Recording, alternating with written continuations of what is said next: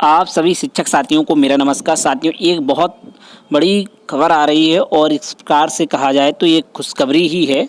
अब शिक्षक इसमें खुशखबरी समझ लें या फिर जो है शिक्षकों का मन बहलाने के लिए एक नया आदेश जारी हुआ है, जो कि कई शिक्षक साथियों ने कमेंट के जरिए पूछा भी था पहले कि सर अंतर जनपदीय स्थानांतरण की क्या संभावना है। तो कई बार मैंने भी बताया कि अंतर जनपदीय स्थानांतरण होना संभव नहीं है, क्योंकि जिस प्रकार से प्रमोशन की प्रक्रिया और आपकी जो म्यूचुअल ट्रांसफ़र की प्रक्रिया और जो स्थानांतरण और सरप्लस की प्रक्रिया जो ज़िले के अंदर हो रही थी, उसकी प्रोसेस आप सभी ने देखी है कि वो प्रक्रियाएं किसी भी तरीके से हो नहीं पाई हैं।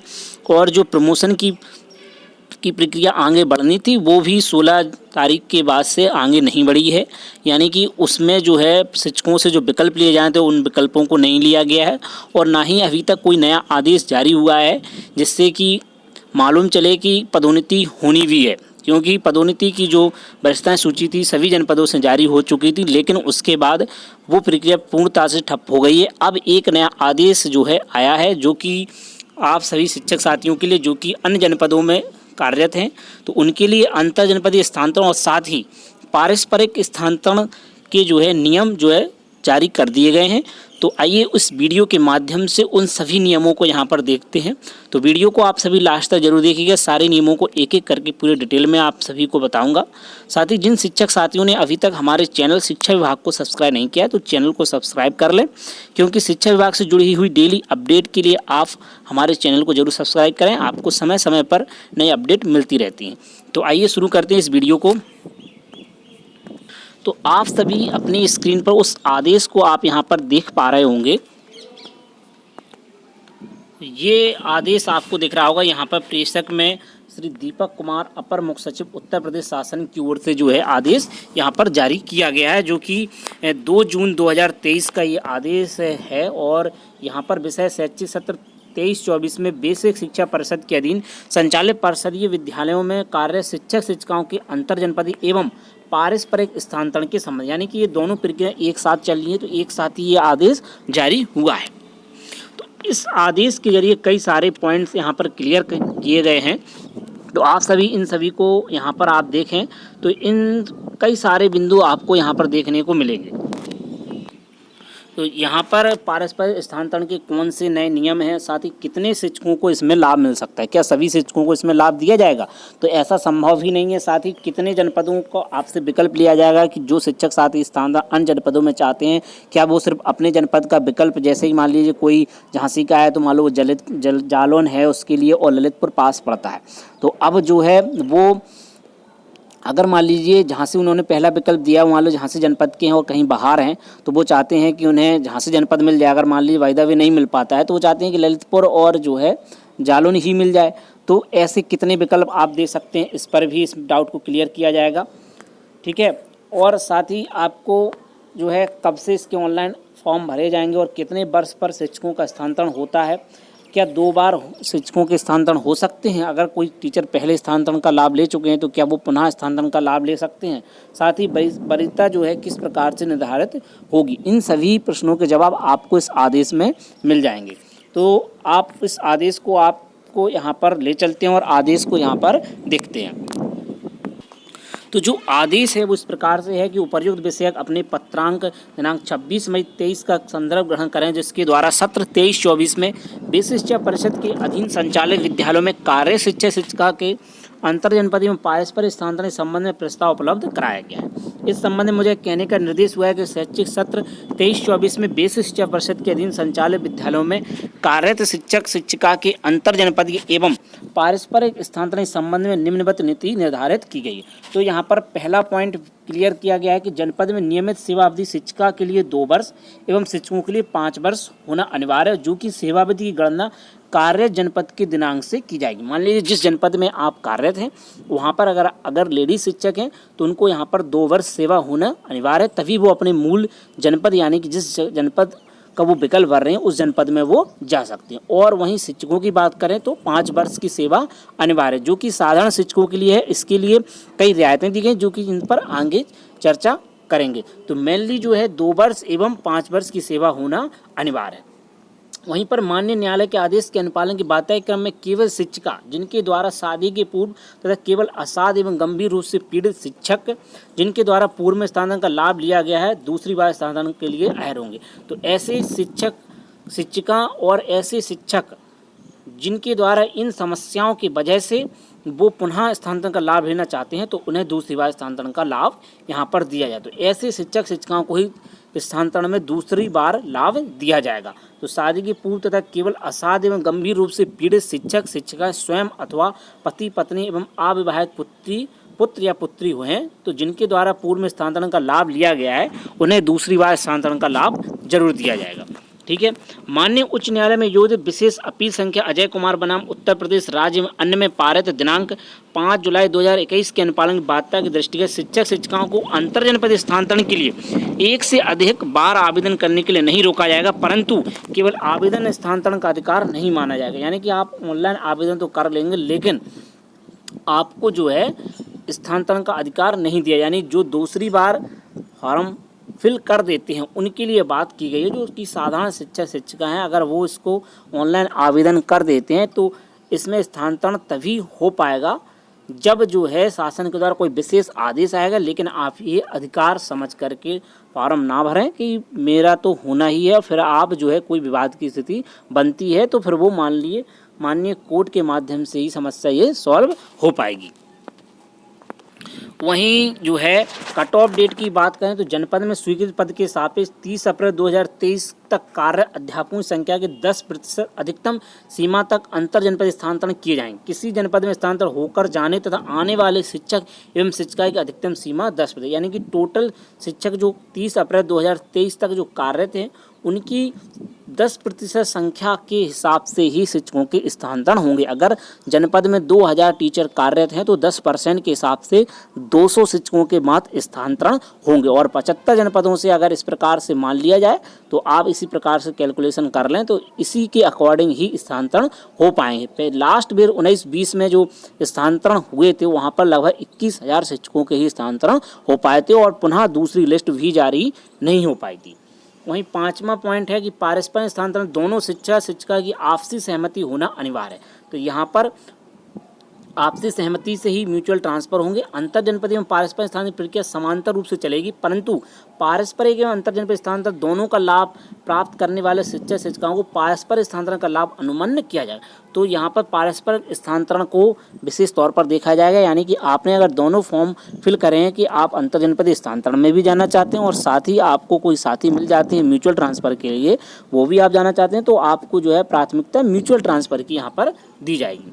6वां पॉइंट है कि अंतर जनपदीय स्थानांतरण ग्रामीण सेवा संवर्ग से ग्रामीण सेवा संवर्ग एवं नगर सेवा संवर्ग से नगर सेवा संवर्ग में किए जाएंगे। तो यहाँ पर ये भी बात क्लियर है कि अगर आप नगर सेवा में कार्यरत है तो आपका जो ट्रांसफ़र है नगर सेवा क्षेत्र में ही होगा। अगर आप ग्रामीण सेवा संवर्ग से हैं तो आपका स्थानांतरण ग्रामीण संवर्ग से ही होगा, क्योंकि जो है ग्रामीण संवर्ग और नगर संवर्ग में जिले में विभक्त किया जाता है। वहीं 7वां पॉइंट है कि अंतर जनपदीय स्थानांतरण प्रक्रिया में शिक्षक शिक्षिका द्वारा अधिकतम 7 जनपदों का विकल्प दिया जाएगा। तो ये बात भी पहले बताई है कि 7 विकल्प आपको दिए जाएंगे, परंतु अंतर जनपदीय स्थानांतरण का लाभ प्राप्त करने के लिए कम से कम 1 जनपद का विकल्प तो दिया जाना है। तो अंतर जनपदीय स्थानांतरण हो रहा है तो कम से कम 1 विकल्प तो देना ही होगा, फिर कहाँ आप ट्रांसफ़र करा रहे हैं।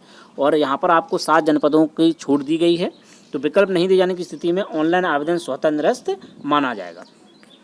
वहीं चिकित्सीय प्रमाण पत्र के संबंध में चिकित्सा स्वास्थ्य एवं परिवार कल्याण विभाग चिकित्सा अनुभाग 6 शासन में वर्णित रोग से शिक्षक शिक्षिका स्वयं अथवा पति पत्नी व अविवाहित पुत्र पुत्री के ग्रसित होने पर ही लाभ दे होगा। वहीं असाध्य एवं गंभीर रोग में अखिल भारतीय आयुर्वेदिक संस्थान, संजय गांधी आयुर्वेदिक संस्थान, Saifai SGPGI, king George medical college एवं समान सरकारी घोषित चिकित्सा विश्वविद्यालय संस्थान और PGHS निजी चिकित्सालय द्वारा मान्य होने से उपचार चल रहा हो अथवा उपचार कराया गया हो द्वारा निर्गत चिकित्सा प्रमाण पत्र जो चिकित्सालय के चिकित्सा अधिकारी द्वारा हस्ताक्षरित तथा चिकित्सालय के चिकित्सा अधीक्षक द्वारा प्रति हस्ताक्षरित एवं कार्य जनपद के मुख्य चिकित्सा अधिकारी द्वारा प्रति हस्ताक्षरित होने पर यह लाभ दे होगा। तो यहाँ पर जो मेडिकल से रिलेटेड शिक्षक शिक्षिका हैं तो उनके लिए ये नियम है। साथ ही अध्यापका द्वारा उपलब्ध कराए गए अभिलेखों के सत्यापन में अभिलेख फर्जी कूट रचित पाए जाने पर संबंधित अध्यापक के विरुद्ध नियमानुसार विधिक कार्रवाई की जाएगी। वहीं ऑनलाइन आवेदन पत्रों का सत्यापन जनपद स्तर पर समिति द्वारा किया जाएगा। समिति के सदस्य सचिव जिला बेसिक शिक्षा अधिकारी होगा। असाध एवं गंभीर रोगियों के संबंध जनपद स्तर मुख्य चिकित्सा अधिकारी से सत्यापन के उपरांत जिला बेसिक शिक्षा अधिकारी द्वारा ऑनलाइन आवेदन पत्र सत्यापित किया जाएगा। अब यहाँ पर भारांक को भी स्पष्ट किया गया है कि अंतर जनपद स्थानांतरण प्रक्रिया वरीयता हेतु भारांक सेवा के प्रत्येक पूर्ण वर्ष के लिए 1 अंक यानी अधिकतम 15 अंक, दिव्यांग अध्यापक अध्यापिका स्वयं पति या पत्नी अविवाहित पुत्री और पुत्र को 10 अंक, असाध या गंभीर रोग से ग्रसित अध्यापक अध्यापिका स्वयं पति या पत्नी अविवाहित पुत्र पुत्री तो 20 अंक। वहीं शिक्षक शिक्षिका जिनके पति या पति सरकारी सेवा भारत सरकार, थल सेना, भारतीय वायुसेना, भारतीय नौसेना, केंद्रीय अर्धसैनिक बल एवं उत्तर प्रदेश सरकार व उत्तर प्रदेश बेसिक शिक्षा परिषद के अधीन में नियमित रूप से कार्यरत हो तो वहाँ पर भी उनको यहाँ पर 10 अंक प्रदान किए जाएंगे। एकल अभिभावक पुत्र पुत्रियों का अकेले पालन करने वाले शिक्षक शिक्षिकाओं को यहाँ पर 10 अंक, महिला अध्यापकों को 10 अंक यहाँ पर अलग दिए जा रहे हैं। वहीं राष्ट्रीय पुरस्कार प्राप्त अध्यापक अध्यापिका को 5 अंक दिए जा रहे हैं। वहीं राज्य पुरस्कार प्राप्त अध्यापक अध्यापिका को 3 अंक यहाँ पर प्रदान किए गए। तो अध्यापक अध्यापिका के अंक समान होने पर नियुक्ति तिथि में वरिष्ठता एवं तथा नियुक्ति तिथि में समानता होने अधिक आयु वाले शिक्षक शिक्षिकाओं को अंतर जनपदीय स्थानांतरण का लाभ दिया जाए, जो रोस्टर है उसके अकॉर्डिंग। साथ ही अंतर जनपदीय पारस्परिक स्थानांतरण प्रक्रिया में स्थानांतरित शिक्षक शिक्षिकाओं आवंटन जनपद में विद्यालय आवंटन कार्रवाई बेसिक शिक्षा विभाग 5 के शासनादेश दिनांक 20 अगस्त 2022 में जो प्रावधान किए गए उसके अकॉर्डिंग जो रोस्टर होता है उसी के अकॉर्डिंग ही आपको जो है विद्यालय आवंटित किया जाएगा।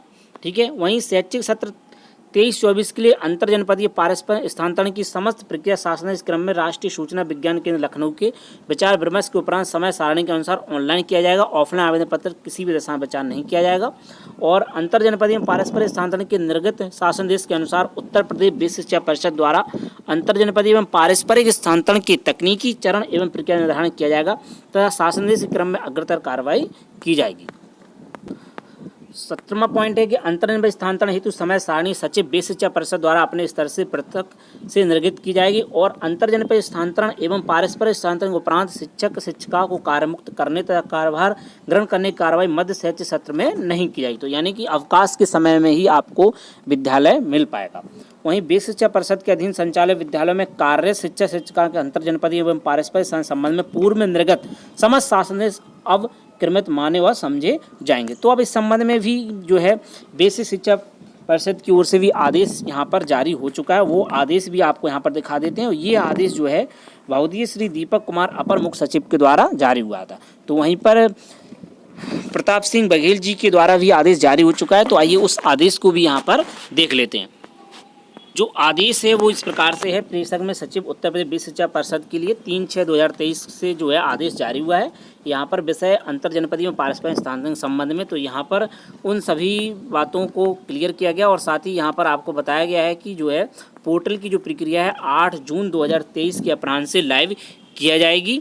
और साथ ही जो भारांक की बारे में बात की गई है वो जो आदेश जारी हुआ है उसी के अकॉर्डिंग आपको भारांक और अन्य चीज़ें प्रदान की जाएंगी। तो लेकिन जो ऑनलाइन आवेदन की प्रक्रिया वो 8 जून 2023 के अपराह्न से लाइव होने से पूर्व समस्त शिक्षक शिक्षिका द्वारा जिनके द्वारा आवेदन समय उक्त श्रेणियों का लाभ प्राप्त किया जाना है के द्वारा प्रमाण पत्र अभिलेख के संबंध में आवश्यक तैयारी पूर्ण कर ली जाए, जिससे कि आवेदन करते समय उनको किसी प्रकार की कठिनाई का सामना न करना पड़े। साथ ही अंतर जनपदीय स्थानांतरित तकनीकी चरण प्रक्रिया में समय सारणी के संबंध में पृथक से निर्देश किए जाएंगे।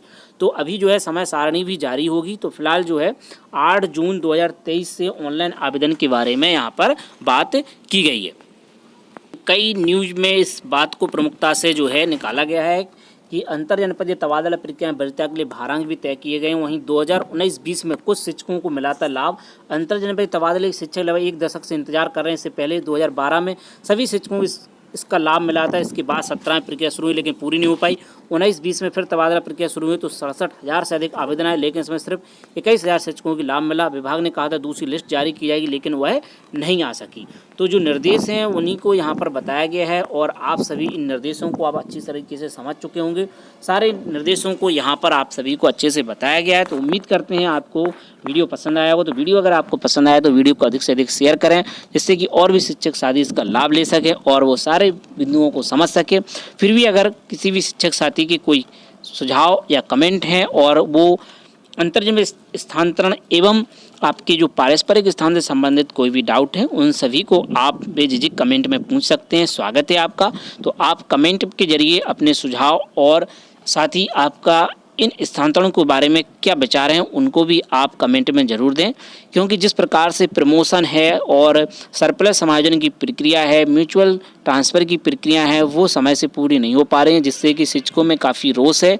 और अब इसके साथ एक नया आदेश जो है कि अंतरजनपदीय स्थानांतरण और जो पारस्परिक स्थानांतरण का आया है, क्या यह प्रक्रिया भी समय से पूर्ण हो पाएगी, यह देखना होगा, क्योंकि अभी तक जो है प्रमोशन की प्रक्रिया आगे नहीं बढ़ पाई है और जो भी शिक्षकों के हितों की लाभ की बात है उन पर कोई भी सहानुभूति तरीके से विचार नहीं किया जा रहा है, सिर्फ आदेश ही जारी किए जा रहे हैं। तो साथियों, मिलते हैं किसी नेक्स्ट वीडियो में नई अपडेट के साथ और नई जानकारियों के साथ।